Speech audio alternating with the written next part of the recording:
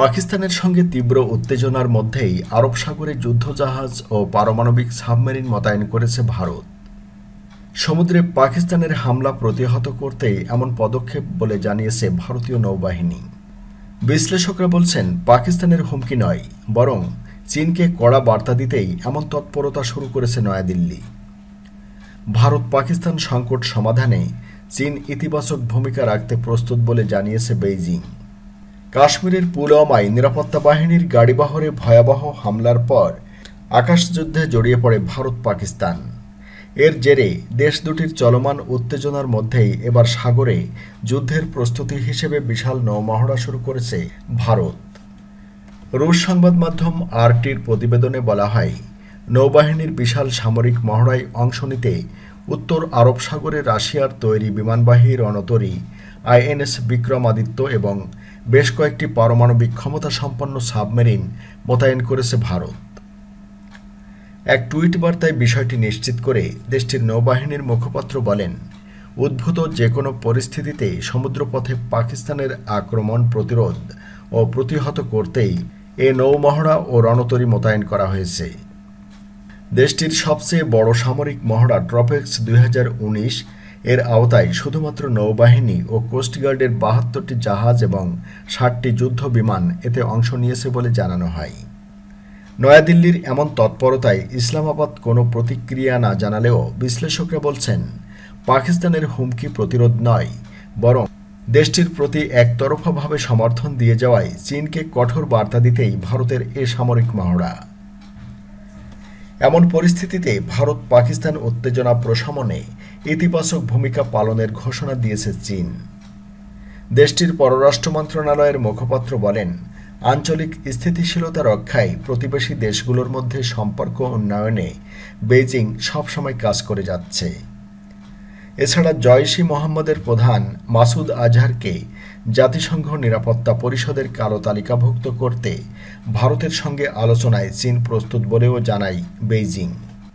এদিকে পাকিস্তান বিমান বাহিনী বা পিএএফ এর যুদ্ধবিমানগুলো মহাসড়কে অবতরণ এবং উড্ডয়নের মহড়া চালিয়েছে। দেশটির কয়েকটি স্থানের মহাসড়কে এ মহড়া চালানো হয়েছে। অবশ্য পাক ভারত উত্তেজনা যখন তুঙ্গে তখন এ মহড়া চালানো হলো। পাকিস্তান বিমান বাহিনীর পক্ষ থেকে একে বিমানক্ষেত্রের বদলে বিকল্প স্থানে অবতরণ এবং উড্ডয়ন হিসেবে অভিহিত করা হয়েছে।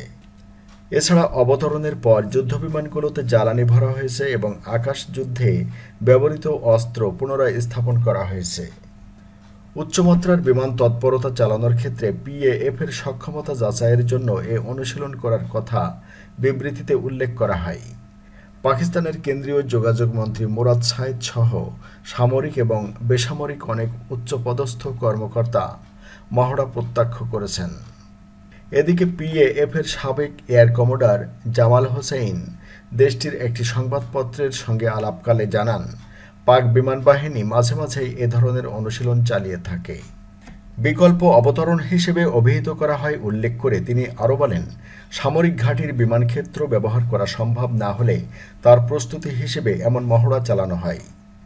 তিনি আরও জানান, 1980-র দশকে পশ্চিমা বিমান বাহিনীতে বিকল্প অবতরণ এবং উড্ডয়নের ধারণার জন্ম হয়। প্রয়োজনের সময়ে যেসব স্থানকে বিকল্প বিমানক্ষেত্র হিসেবে ব্যবহার করা যাবে তা চিহ্নিত করতে শুরু করে তারা। সোজা এবং লম্বা সড়ককে কেন্দ্র করে এ ধারণার সৃষ্টি হয় বলে জানান তিনি। তিনি আরও জানান, গোটা দুনিয়াতেই বিকল্প ক্ষেত্রে অবতরণ এবং উড্ডয়নের অনুশীলন চালানো হয়। এটি এখন গতবাধা বিষয়ে পরিণত হয়েছে। সুইডেনে এ বিষয়ের উপর জোর দেওয়া হয় বলেও জানান তিনি। তিনি বলেন, বিকল্প উড্ডয়নের জন্য কমপক্ষে 2 থেকে 3 কিলোমিটার দীর্ঘ সোজা সড়ককে বেছে নেওয়া হয়। বেসামরিক কর্তৃপক্ষের সঙ্গে যোগাযোগ করে এ ধরনের সড়কের পাশে জ্বালানি ট্যাঙ্ক এবং অস্ত্র গুদাম স্থাপন করা হয়। ব্যাস, যুদ্ধের জন্য প্রয়োজনীয় বিকল্প বিমানক্ষেত্র এভাবেই তৈরি হয়ে যায় বলে জানান তিনি। এছাড়া শান্তির সময়ে জরুরি অবতরণের জন্য এ ধরনের স্থানকে ব্যবহার করা হয় বলেও জানান তিনি। তিনি বলেন, এজন্যেই প্রতি 2 থেকে 3 মাস পর পর পাক বিমান বাহিনী বিকল্প অবতরণ এবং উড্ডয়ন সংক্রান্ত মহড়া চালায়।